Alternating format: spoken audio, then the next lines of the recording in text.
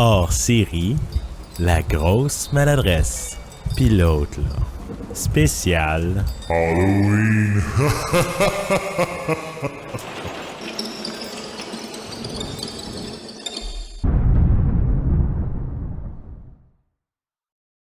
Bonjour à tous et à toutes et à ceux entre les deux. Bienvenue à un épisode spécial de La grosse maladresse. Puis les autres, là, cette semaine, spécial Halloween. Cette semaine, on se raconte des histoires d'horreur, comme autour d'un feu de camp, dans un camp de vacances, pendant que Jason est en train de tuer tous les aides-campeurs. Parce que c'est ça qu'il fait. Puis, il tue pas les enfants, il tue les autres. Ouais. Ben, il a déjà tué des enfants, mais ça, c'est une autre histoire. Bref. je m'en mêle les pinceaux. Mais comme vous savez, se raconter des histoires autour d'un feu tout seul, un, ça fait beaucoup trop peur, puis deux, c'est plate en esti. Donc, j'ai avec moi deux invités qui auront des histoires à nous raconter ce soir. Et donc, je vais demander à mes invités la question qui tue. Littéralement, vous êtes qui, vous autres? Moi, on me connaît déjà. Je me promène dans les rues de Montréal, la nuit, sous le couvert de la brume. Je ne pense pas avoir vieilli d'une journée depuis. Mais bon, vous me le direz lorsque j'aurai mes crocs dans votre cou. Sébastien, le vampire de Montréal. Tourne-moi en vampire! Ouh! Ça, c'était parfait. Je passe après, puis on dirait que je suis pas capable d'être creepy, genre. Correct. Laisse-toi loose, là. Mais c'est ça, j'ai comme une double face. Je suis pas creepy, mais j'aime les trucs vraiment creepy. Fait que on peut me qualifier de la horror queen. J'adore les films d'horreur. Des fois, je parlais de ça avec une de mes amies, ça peut me qualifier beaucoup. J'ai un tatou de licorne. Mais j'adore tout ce qui est horreur. Puis je crois que c'est une forme de catharsis. Je crois qu'au fond de moi, je suis genre une psychopathe. Puis mes pulsions de meurtre, je les refoule dans les films d'horreur et la littérature d'horreur. Des fois, je pense la même chose, pour être honnête.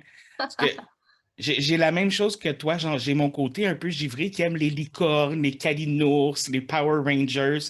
Puis j'ai l'autre côté qui a plus que du sang puis plus que je trippe, tu sais. Oh ouais, for sure. Fait que finalement, on est tous des malades mentales en devenir. Mais bon, ça, Exact. c'est si on ne l'était pas déjà. Bref, on va y aller de ce pas avec ma première histoire. Petite histoire juste pour nous mettre dans le bain. Je tiens à vous aviser que c'est une histoire vraie. C'est arrivé à la grand-mère d'un ami d'un de mes amis. Sa grand-mère vivait toute seule dans les montagnes, dans une petite cabine perdue dans le bois. Ça faisait longtemps que son mari était mort, puis elle vivait là toute seule avec son chien. Tu sais, le genre de petit chien gossant là, qui jappe tout le temps, là, puis qui est comme tout le temps content de la vie. Ça paraît-tu que j'aime pas les chiens? Bref, elle vivait avec son chien, puis tu sais, il y avait comme une espèce de relation symbiotique qui faisait qu'elle l'aimait beaucoup, puis son chien l'aimait beaucoup, puis ils se protégeaient, puis s'aimaient l'un l'autre. On pourrait dire que son chien avait comme pris un peu le simulacre de son mari mort. À toutes les nuits, quand elle allait se coucher, ben son chien avait l'habitude de lui licher la main sur le bord du lit pour la réconforter, pour l'aider à s'endormir. Cette nuit-là, comme toutes les nuits, elle met sa main en bas du lit, le chien la lèche, elle s'endort, elle rentre dans le monde des rêves, puis tout d'un coup, elle se réveille en entendant le chien japper. Puis il jappe. Je vous ai dit, c'est un chien fatigant. Fait qu'elle se réveille, elle fait « Ah, ben voyons donc, qu'est-ce qui se passe, mon petit bébé? » Le chien vient lui licher la main, elle dit « OK, il doit juste être stressé. » Bon, elle se rendort. Et là, elle se rendort, tout ça, puis pouf, un gros bang la réveille. Mais un gros bang. Là, elle se réveille, elle a peur, elle dit « Ben voyons, c'était quoi ce bruit-là? » Elle met encore sa main en bas du lit. Le chien la liche, puis elle dit « Bah, s'il y avait quoi que ce soit, le chien capoterait, fait que je suis safe. » Elle se rendort. Puis là, elle se réveille une troisième fois, mais à cause d'une espèce de ploc, ploc, ploc, ploc. Elle met sa main en bas du lit, le chien la liche, puis elle est comme, ça doit être le robinet qui fuit, puis elle se rendort. Mais ploc, ploc, ploc, ploc. Tout le reste de la nuit. Fait que là, le matin, elle se réveille, elle met sa main, mais pas de lichage. Fait qu'elle se dit, bah, peut-être que le chien s'est réveillé, qu'il a été mangé dans le salon ou whatever, tu sais. Puis là, elle se lève, puis elle se dit, bon, ben, je vais arrêter ce petit ploc-ploc-là. Fait qu'elle va dans la cuisine. Le robinet de la cuisine est bien correct, bien fermé, tout ça. Fait que là, elle suit le ploc-ploc-ploc, ploc-ploc-ploc. Puis elle se rend compte que ça vient de la salle de bain. Elle rentre de la salle de bain, elle ouvre la porte et automatiquement, elle hurle d'un cri d'horreur. Qu'est-ce qu'il y avait dans la salle de bain? Son chien était pendu au pôle de douche, les tripes à l'air, toutes sorties à terre, puis le ploc, ploc, ploc. C'était les gouttes du sang qui tombaient dans le fond du bain. Elle crie, puis elle se met à pleurer, puis elle se met à pleurer. Puis en se retournant, elle regarde sur le miroir, puis sur le miroir, avec le sang de son chien, c'est écrit « Les humains aussi peuvent lécher ». Fin de mon histoire. Bon, je vais être honnête, j'ai été avec cette histoire-là en premier, je me suis dit pour détendre l'atmosphère parce que c'est ma légende urbaine préférée. Genre, c'est comme quand on me parle, ah, c'est quoi la légende urbaine? C'est tout le temps celle que je parle, celle du chien avec le sang qui je sais que c'est moi, les chiens morts, là, je trippe. Je trippe. Les chats morts, un peu moins. Petite anecdote de même, vite, vite. J'ai vu un film d'horreur où le gars, il prend un chat, il écrase le chat sur le mur pour écrire boue avec le sang du chat, puis je me suis mis à pleurer. Fait que je pense que j'aime vraiment plus les chats. Dans le fond, maintenant, je sais quelle histoire d'horreur t'as raconté. Des histoires d'horreur avec des chats qui meurent. Ben, qu'est-ce que vous avez pensé de l'histoire, vous autres? Ah, j'ai vu la face de toi quand j'ai dit le chien, il lèche la main, puis t'as fait... J'ai bien aimé le rythme, les choses qui se répétaient. Ben, j'ai essayé, tu sais, celle-là, c'est celle que j'ai trouvée ce matin là, pour remplacer la personne qui n'est pas venue, parce qu'on était censé être 4, mais c'est ça. Fait que finalement, c'est moi avec une histoire de plus parce que je suis extraordinaire. Et donc, on va y aller de ce pas avec le vampire de Montréal. T'as une histoire pour nous ce soir? En fait, c'est une histoire très personnelle. La raison pour laquelle je suis aussi accoutumé à la mort. J'avais 9 ans, puis comme n'importe quel garçon, j'allais à l'école, j'avais une vie normale, était en place. C'était une journée d'automne. Il n'y avait plus de feuilles dans les arbres. Il faisait quand même froid. Mais comme à l'habitude, tout ce que je voulais faire, c'était rentrer à la maison, lancer mon sac à dos, puis aller jouer aux jeux vidéo. Puis j'y suis arrivé à la maison. J'ai ouvert la porte, lancé mon sac à dos. Puis pour une raison quelconque, les 2 oiseaux qu'on avait dans la petite cage, dans le coin du salon, ils chantaient pas. Ils chantaient tout le temps. Dès que je rentrais, dès que n'importe qui s'activait, constant. Mais là, c'était le silence. Puis en réalisant ça, j'ai réalisé que le silence était beaucoup plus lourd. Je ne pouvais pas savoir pourquoi. Je me suis avancé vers la cage. Puis les 2 oiseaux étaient au fond, décapités. Mais pas de sang. Puis entre la tête et le corps, il y avait des fils. Évidemment, j'ai reculé. J'étais effrayé, mais tellement confus que je voulais juste un adulte. Donc, je traverse le salon, puis je vais à la cuisine, juste pour trouver d'autres choses.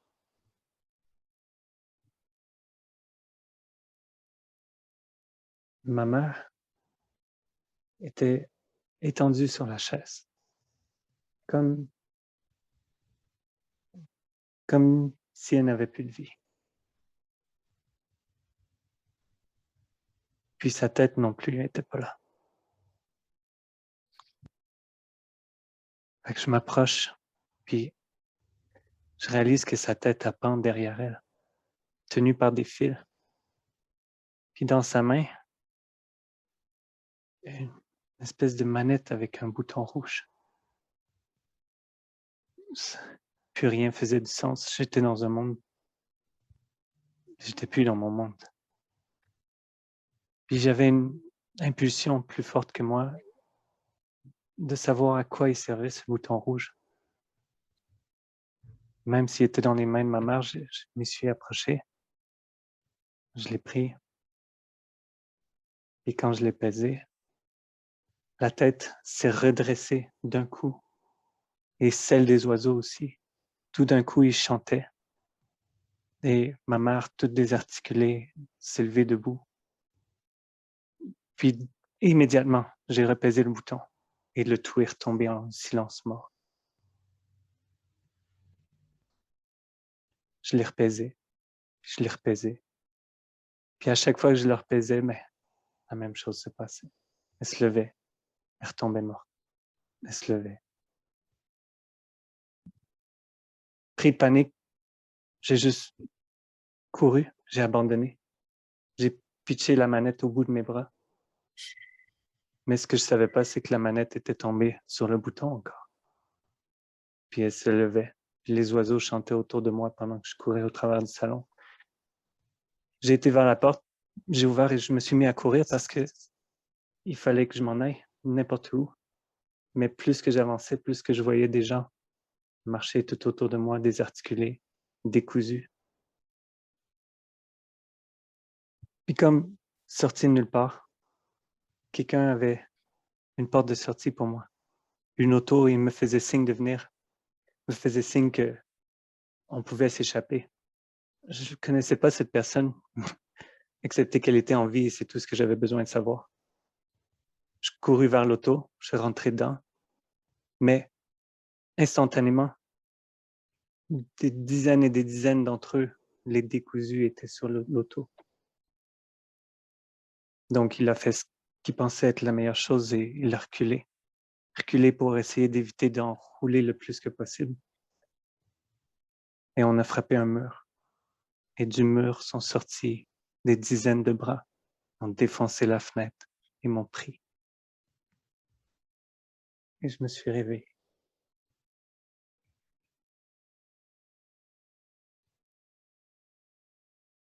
Mais je pensais que c'était la seule fois que je rêvais à ça, mais je l'ai rêvé peut-être une 50aine de fois.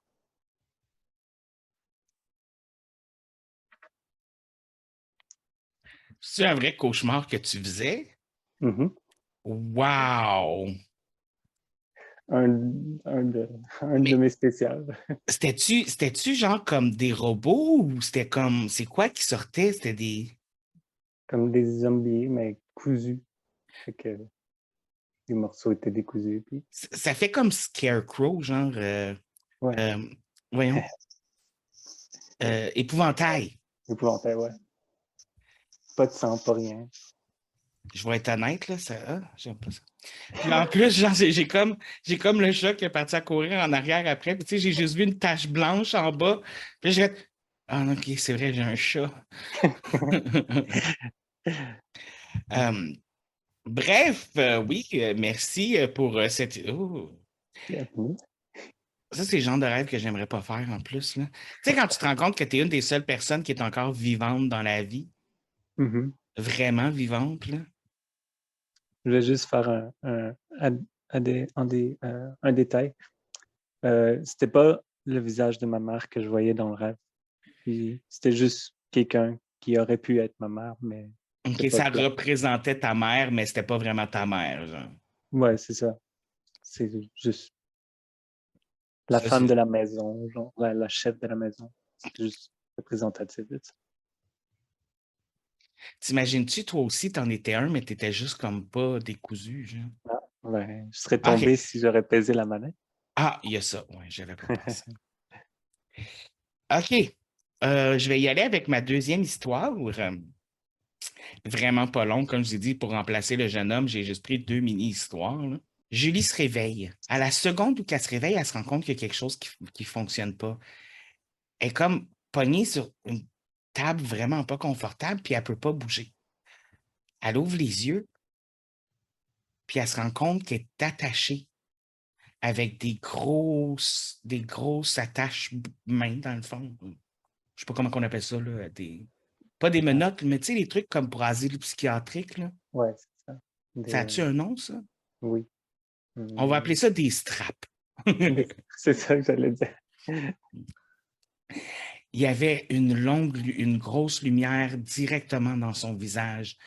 Elle avait de la misère à voir qu'est-ce qu'il y avait d'autre autour parce que la lumière l'aveuglait. Mais elle entendait des mouvements autour d'elle, mais comme tout ce qu'elle pouvait discerner, c'était des petites silhouettes qui passaient par-ci, par-là. Puis tout d'un coup, elle entend chuchoter. Elle est parfaite, papa. Merci. Julie essaye de crier, mais elle se rend compte qu'elle a un gag dans la bouche. Il n'y a aucun son qui sort. C'est étouffé par l'espèce de grosse boule en plastique rouge. Tout d'un coup, Julie entend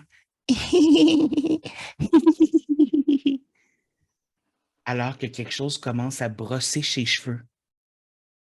Elle entend un autre, un peu plus grave dans le coin, mais en avant d'elle. 2 heures avant ça, Julie répondait à une annonce sur Craigslist. L'annonce disait qu'il cherchait pour une live-in nanny, si on veut, comme une nanny qui vit à la maison, une fille au père. Et la dernière chose qu'elle se rappelait, c'était d'avoir sonné à la porte.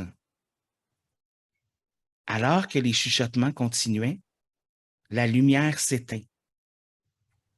Julie reste avec les espèces de blind spots là, qui couvrent la face quand la lumière finit par s'éteindre, mais que tu vois, mais il y a toujours cette espèce de flash-là devant toi. Puis ce flash-là couvrait la face et elle voit un homme apparaître au-dessus d'elle puis la regarder. Tranquillement, pas vite, les spots disparaissent. Ses yeux commencent à se réajuster.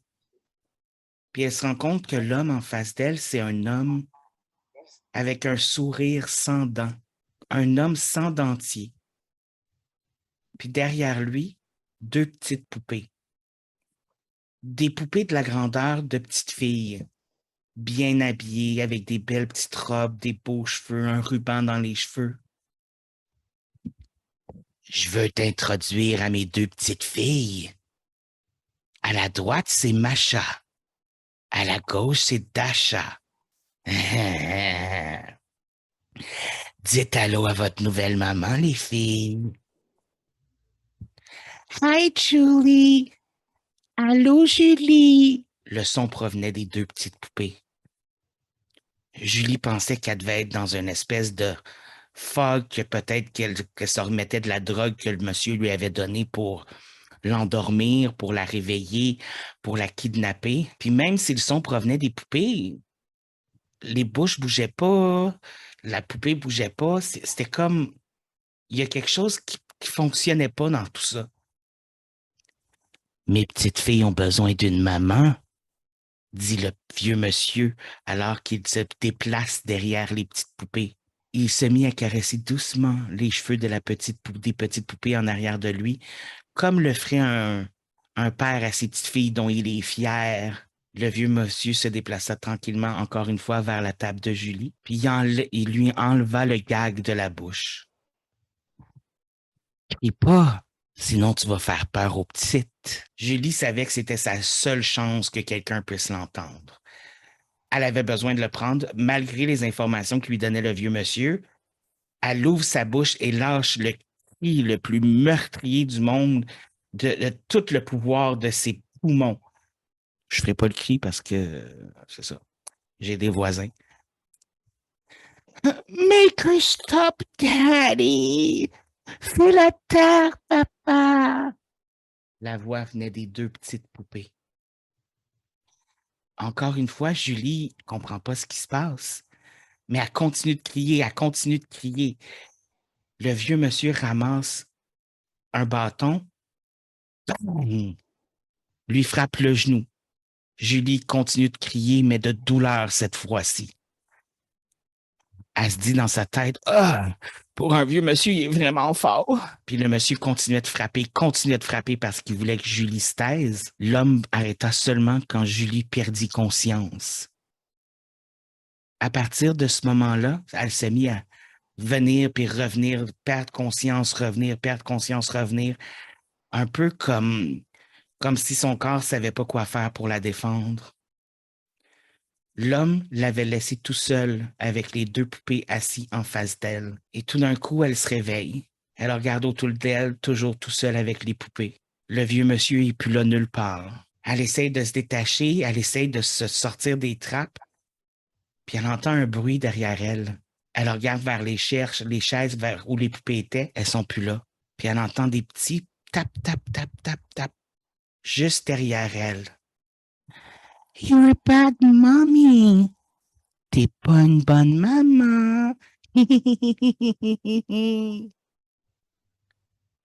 Julie arrête de bouger pour un moment et elle sent une main de porcelaine flatter son visage. C'était froid, lugubre.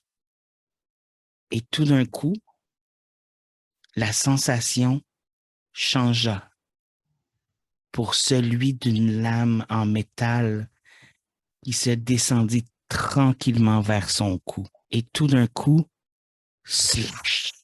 Night, night, mommy. Sleep tight. Bonne nuit, maman. Fais des beaux rêves. Fin de ma deuxième histoire. OK. Qu'est-ce que vous en pensez? C'est déjà assez freak de même, les poupées en porcelaine. Là, ça ajoute... Je le sais. J'ai vraiment été pour des histoires comme cette histoire-là. C'est une des choses qui me fait peur dans la vie. Fait que je me suis dit, autant y aller avec ça. Si c'est moi qui la raconte, ça va être correct. Moi, je pense que je serais crampé. Qu'est-ce que tu veux dire, tu serais crampé? Si je me réveillais avec un vieux avec deux poupées à côté de lui qui parlaient, là, je serais juste crampé. Ça te ferait pas peur? Non, ça me ferait rien. OK. T'es plus courageux que moi. T'es pas mal plus courageux que moi. Non, mais ça se peut très bien que je crève, mais je vais crever en riant. C'est déjà ça. Et donc, c'est maintenant au tour de la Queen of Horror. Yes, c'est parfait. Donc, moi, c'est une histoire qui se passe en 2017. J'étais sur Twitter, puis j'ai vu un repost de quelqu'un qui avait posté un... En fait, c'était une publication d'un gars qui s'appelle Adam Ellis, qui avait posté un Polaroid un petit peu creepy.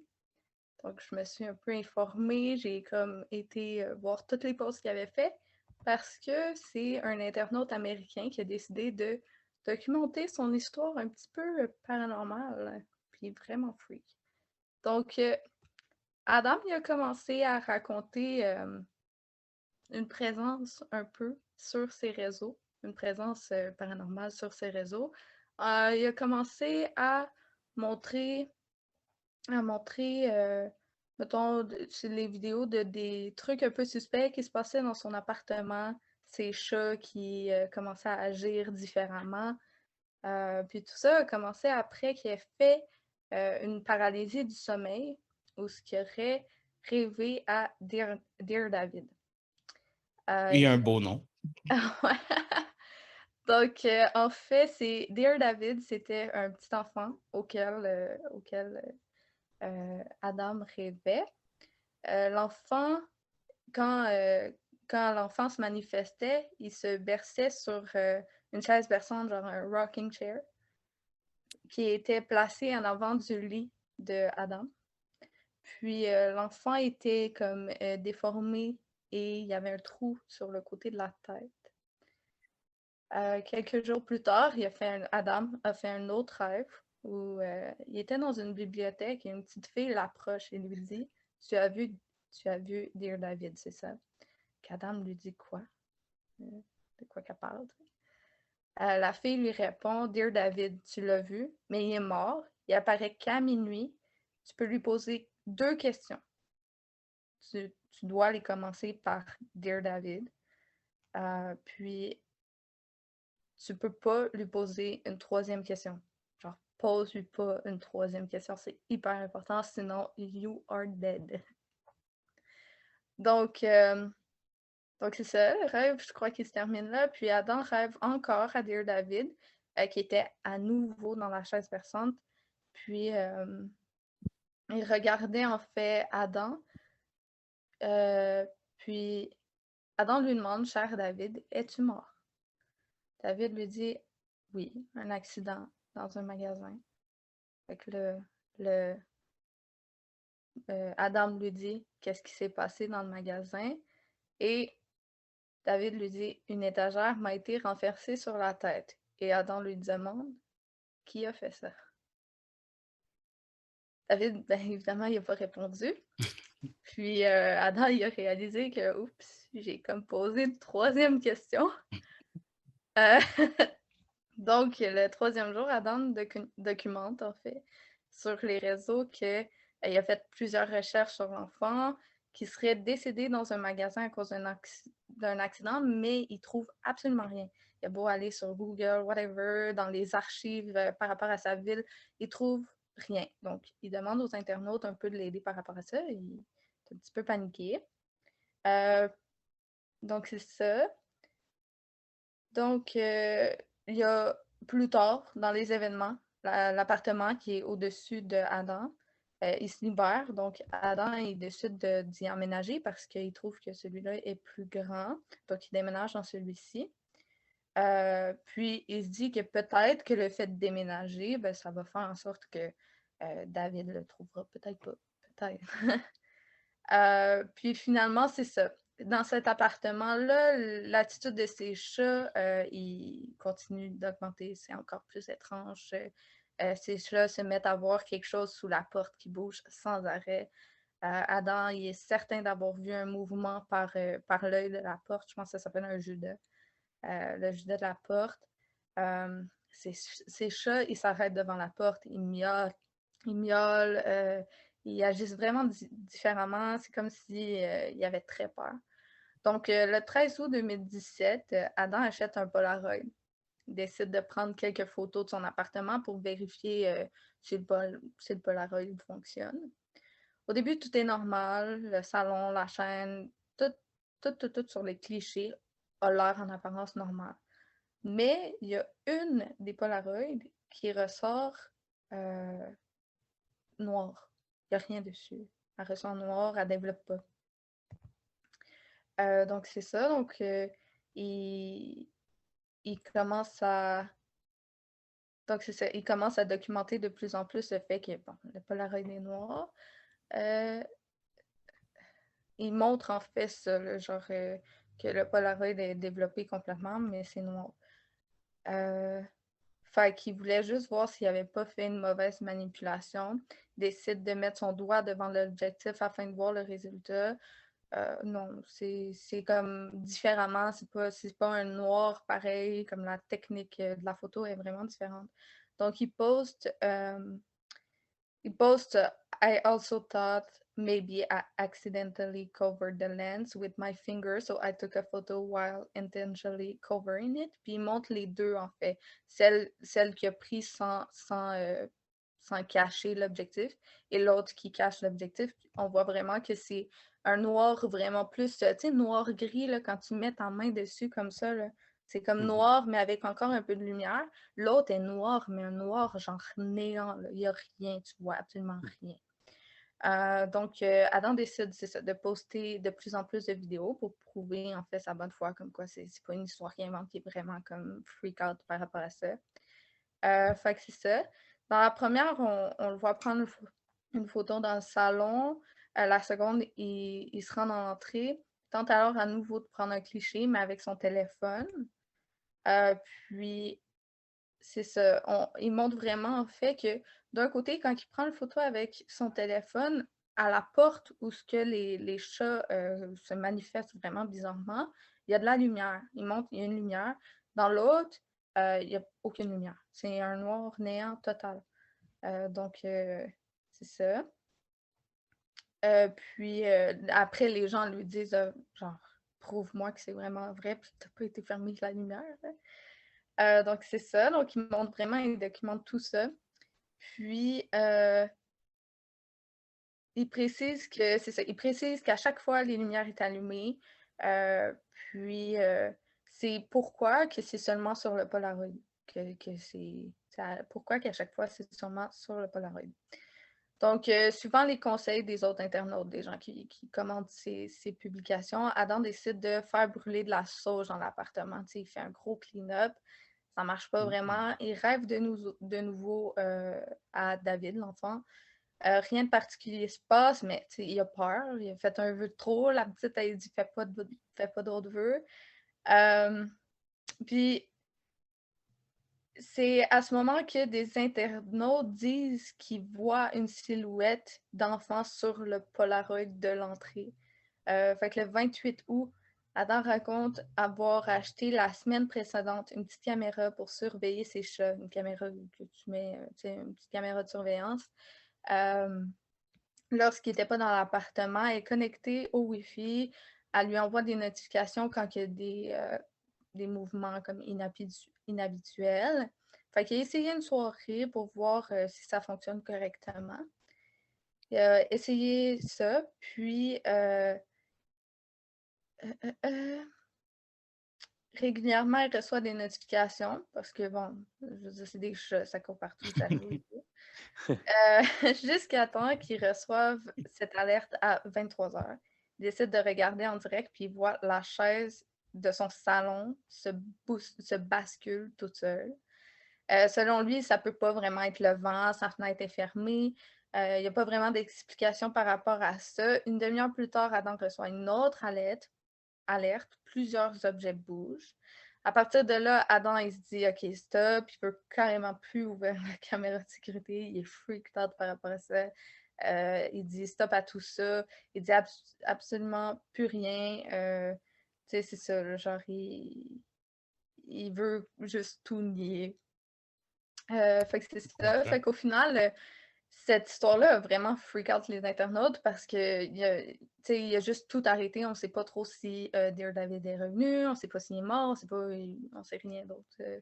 Fait que ça a tellement genre fait peur aux internautes que dans l'histoire que j'ai trouvée, la personne qui l'a écrit sur Wattpad, elle disait que genre peut-être qu'il va avoir un film inspiré de ça prochainement, mais ça serait vraiment nice parce que c'est vraiment freak. Mais ouais, c'est un peu l'histoire de David. Hey, s'il fallait que je voie des chaises et des affaires bouger chez nous, moi, je retourne plus chez nous, là. Oublie ça. Ah non, moi aussi. J'ai déjà de la misère avec mon sous-sol en ce moment, là. Écoute, il y a 2 affaires bizarres qui sont arrivées dans mon sous-sol. J'en ai parlé dans un autre podcast surnaturel, là. Mais premièrement, c'est arrivé une fois en plein milieu de la nuit, j'ai entendu cogner, mais le cognage venait du plancher, comme s'il y avait quelqu'un dans le sous-sol, mais il y a juste le sous-sol en dessous, tu sais, il n'y a pas personne d'autre qui habite là. T'sais? Puis à un autre moment donné, j'étais dans le salon, j'étais tout seul parce que mon coloc était parti, je ne sais où. Et je me mets à entendre siffler, là. Puis là, je me lève, je suis comme, what the fuck? Et le sifflement venait du sol. J'ai fait, nope, nope, nope, nope. J'ai été dans le salon, j'ai levé le son plus fort. Je ne vais pas voir qu'est-ce que c'est. Puis l'affaire, c'est que la seule façon de rentrer dans le sous-sol, dans tout le building, c'est par mon appartement. Okay. Si le voisin veut aller dans le sous-sol, il faut qu'il passe par mon appartement. Ben, les voisins ne veulent pas aller dans le sous-sol, là, mais... Une Bref, bonne c'est histoire ça. pour toi, David. Non. Non, c'est ça. Fait que bref. Mais Dear David, c'était vraiment intéressant. Oui. Ouais. Je suis comme, ouh. Moi, la partie qui me freak le plus de cette histoire-là, c'est la chaise berçante. Et ça a l'air que quand j'étais jeune, j'avais une chaise berçante dans ma chambre, puis je voulais jamais aller dormir dans ma chambre. Ma mère me contait ça. Je voulais jamais aller dormir dans ma chambre tant aussi longtemps que la chaise berçante était là. Fait que ma mère devait sortir la chaise berçante, la mettre dans le couloir pour que je puisse aller dormir. Si je me rappelle bien ce qu'elle m'a dit, c'était ça. On dirait que genre, tu sais, j'étais trop jeune, je me rappelle absolument pas ce que je voyais sur la chaise berçante. Mais lire ça, ça m'angoisse. Toutes les affaires, comme, il y a une chaise berçante qui se berce toute seule. Jamais de ma vie, je vais en acheter une. Genre, jamais. Mais c'est tellement le fun, une chaise berçante. Ouais, mais ça fait peur. C'est peut-être pour ça que les fantômes aiment ça s'asseoir dessus. Ah, probablement. Ouais, c'est relaxant. Mais si tu étais jeune, peut-être que tu voyais un fantôme ou quelque chose ou whatever sur Ouais, la mais chaise berçante, là. j'ai vécu plusieurs trucs paranormaux étant jeune. Je crois que j'étais assez ouvert à ça. Donc, tu sais, j'en ai vécu beaucoup. Fait que ça se peut, ça ne m'étonnerait pas. On dirait qu'en grandissant, ça s'est calmé, mais je serais down d'en revivre, là. Mais Ah, c'est pas toujours le fun. Euh, mais en même temps aussi, tu sais, dans Dear David, il parlait de ses chats là, qui étaient énervés puis tout ça. ouais.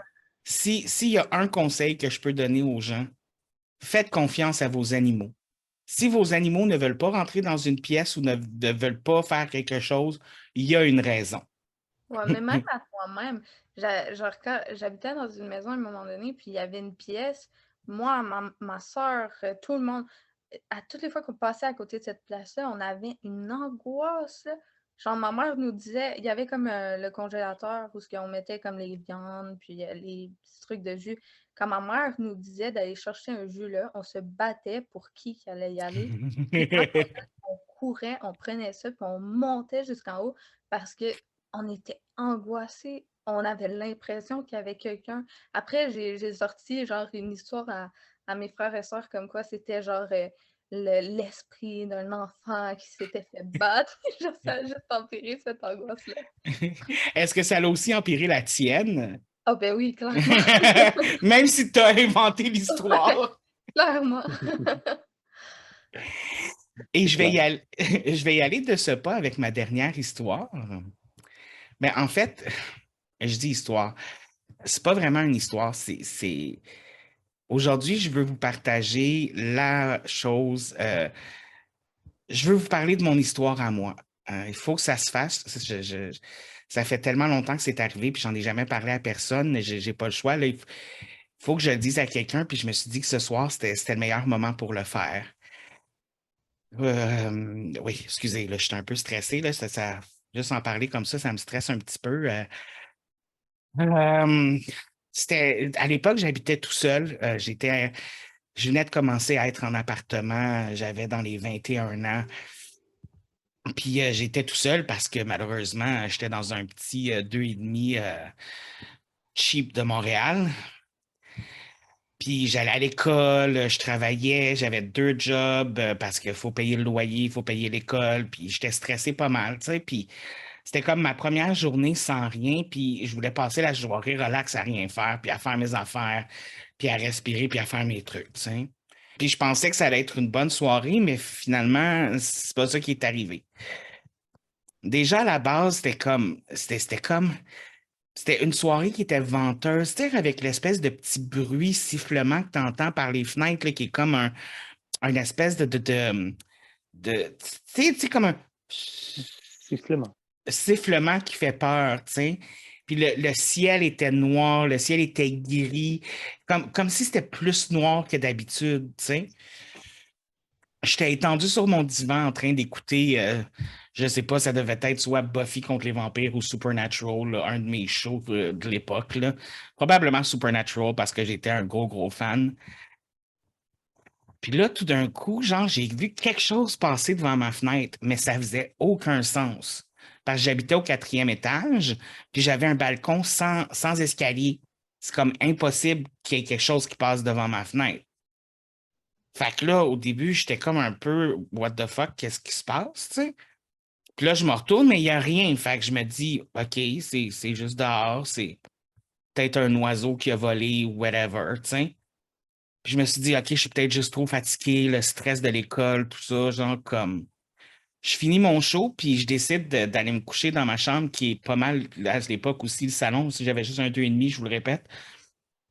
Puis là, j'essaie de m'endormir, puis j'entends la porte de l'entrée comme la poignée essayer d'ouvrir, tu sais, comme clic, clic, clic, clic, clic, clic, clic, clic. Puis je fais comme, bah, c'est dans ma tête, là, comme probablement moi. Tu sais, comme des fois, là, t'es comme sur la veille de t'endormir, puis tu te mets à imaginer des affaires, là. Je me suis dit que c'était ça. Puis je me suis dit, OK, je vais me rendormir. mais je n'étais pas capable de dormir. J'avais comme le feeling que quelque chose ne filait pas. Puis comme, tu sais, des fois, tu as l'espèce de feeling à l'intérieur de toi, comme, un peu comme s'il y a quelqu'un qui te regardait, genre.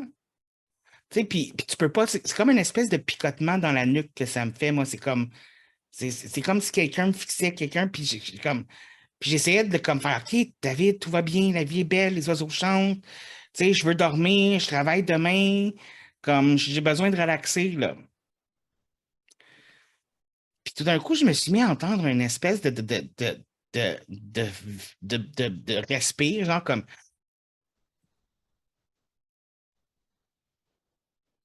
Là, je me suis dit, OK, je me suis souvent fait dire que je respirais fort, fait que je me suis dit, c'est peut-être moi, tu sais. Fait que là, je retiens mon souffle. C'était pas moi. Puis je me suis comme assis d'un coup dans mon lit parce que j'étais comme, what? J'ai ouvert mes yeux. Puis au pied de mon lit, il y avait une petite fille qui me regardait.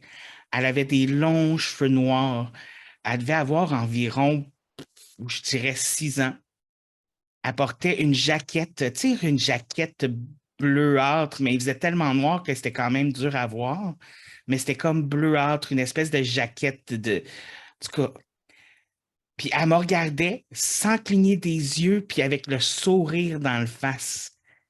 Puis elle avait des coupures au visage, comme des espèces de coupures. Puis c'était dur à voir, mais comme, j'étais pas sûr si c'était des plaies ouvertes, c'était des cicatrices ou quelque chose, mais comme, il y avait des coupures dans son visage. Et j'étais assis, je la regardais, puis elle me regardait. C'était comme devenu une espèce de combat de regard de qui va détourner le regard en premier. Puis moi, complètement terrorisé, incapable de bouger, même moi, je clignais pas des yeux. Puis tout d'un coup, la petite fille lâche un cri de la mort, mais comme aigu, puissant, fort, comme c'était inhumain, là. On aurait dit un peu, je ne sais pas si vous avez déjà vu le film avec les robots là, qui essayent de tuer les humains, là, Screamers. Screamers. Puis tu sais, l'espèce de qu'ils font, là, même chose qu'ils criaient dans mes oreilles, genre. Puis, à ce moment-là, je me dis, je me lève, je sors du lit parce que son cri me comme, tu sais, comme réveillé, si on veut. Puis là, j'essaie de courir pour sortir de l'appartement, puis elle part à courir avec moi, puis elle me saute dessus. Je tombe à terre et j'ai son visage direct dans mon visage. Puis je me suis rendu compte que ses yeux au complet étaient noirs. Noirs, là, pas de pupille, pas d'iris, genre tout noir, noir, noir. Puis elle me criait encore dans le visage. Puis elle criait tellement fort que ma tête s'est mise à- à- comment qu'on dit, à pound, Vibrer. à vibrer, c'est ça. Puis mes oreilles se sont mis, puis je me suis mis à me sentir pas bien, puis j'ai perdu conscience. J'ai perdu conscience, puis quand je me suis réveillé, j'étais dans ce qui a l'air d'être un peu un sous-sol, si on veut. J'avais encore mes vêtements, sauf mon chandail. J'avais mes pantalons, j'avais mes bas, ben mes pantalons de pyjama, on s'entend. Là. Puis, mais pas mon chandail. Pas mon chandail. Bleh! Excusez-moi, ça me stresse vraiment cette histoire-là, là, de comment parler, c'est comme vraiment beaucoup. Là. Puis là, j'ai comme strugglé pour essayer de voir où j'étais parce que c'était pas un sous-sol. Je veux dire, j'ai déjà été dans le sous-sol de l'immeuble, puis j'étais pas dans le sous-sol de mon immeuble. Là. Puis j'avais comme je me suis touché le visage, j'avais comme des croûtes de sang comme dans la face puis dans le visage. Puis j'ai regardé mes bras, puis j'avais des coupures sur tous les bras. Puis ça écrit, c'était des mots qui étaient écrits.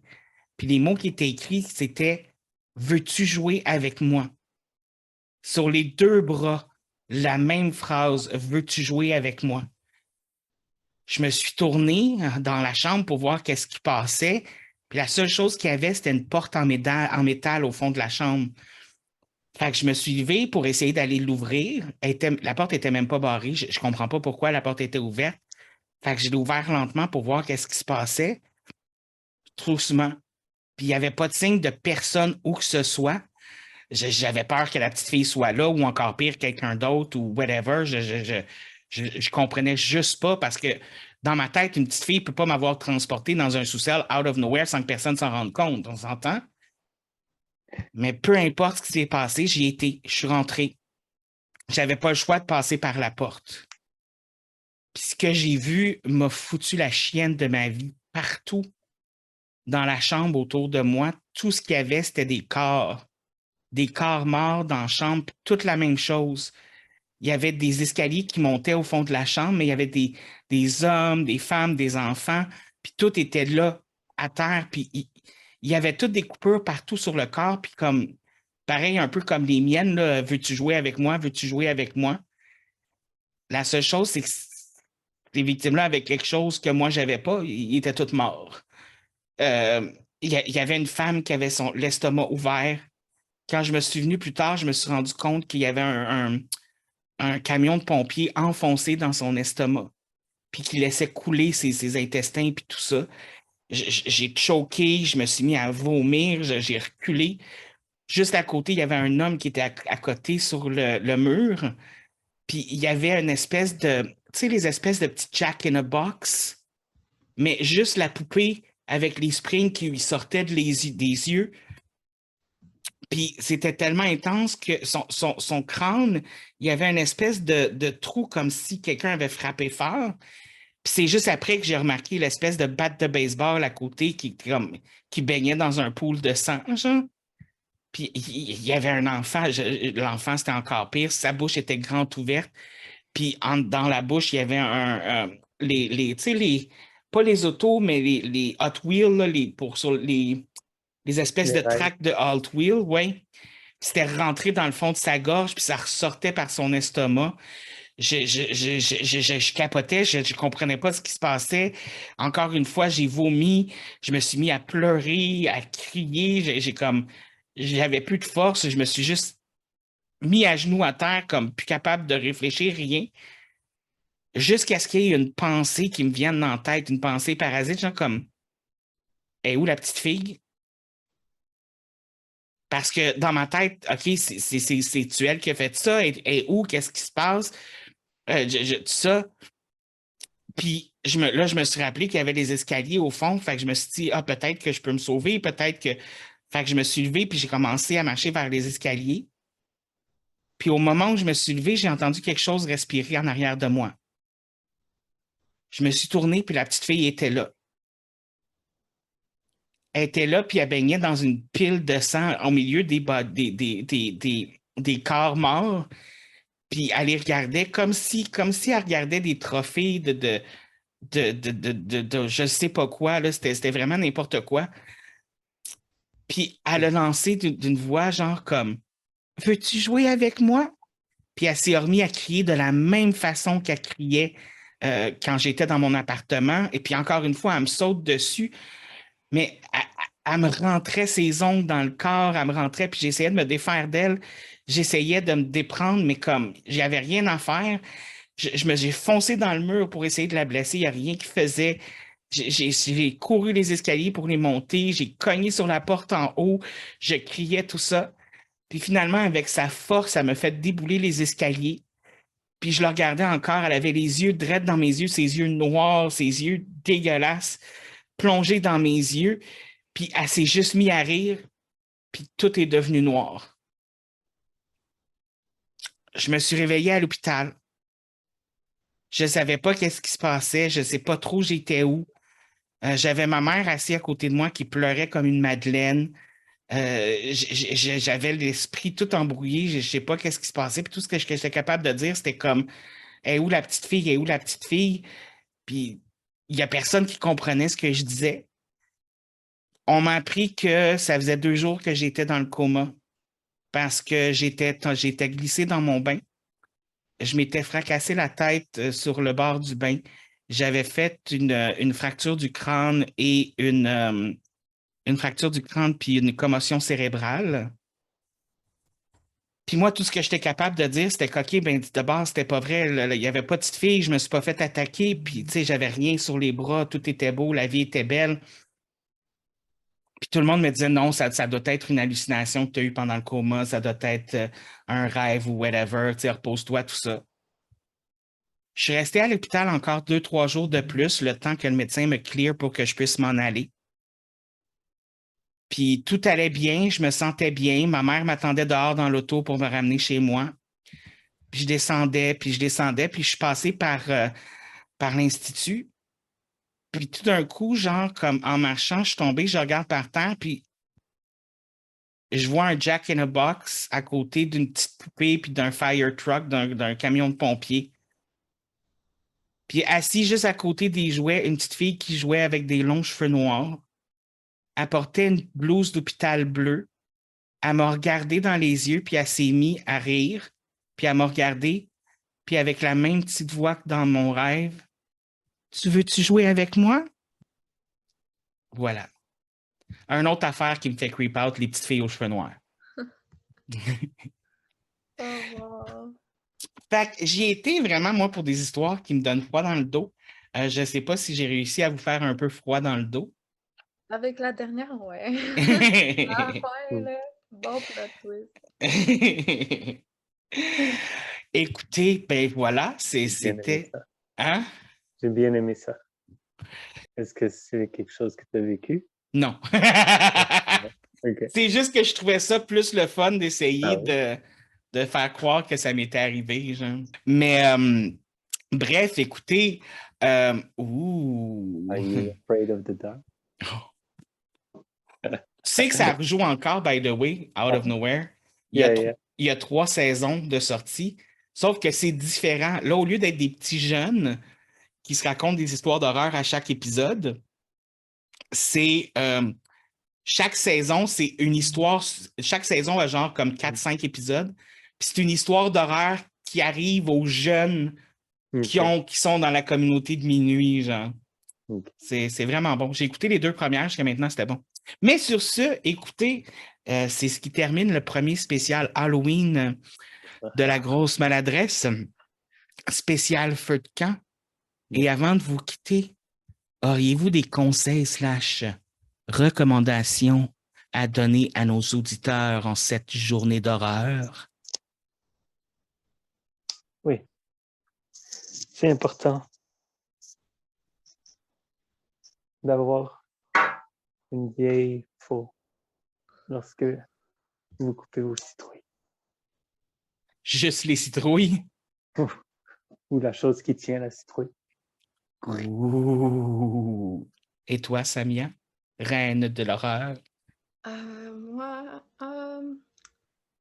allez pas voir Smile. C'est mauvais. En tout cas, moi, je trouve que oui. Ouais, allez pas voir Smile. Il y a des meilleurs films d'horreur que ça. Genre, trouvez-vous un bon film d'horreur pour l'Halloween, mais pas ça, s'il vous plaît. Écoutez Hocus Pocus 2. Pas encore écouté, faudrait que j'écoute. Moi non plus, je le garde pour l'Halloween, justement. Et mon conseil, ça va être une seule nuit par année, on a le droit d'accepter des bonbons des étrangers. Profitez-en donc. La grosse maladresse. Vous a été présenté par David Morancy. David Morancy.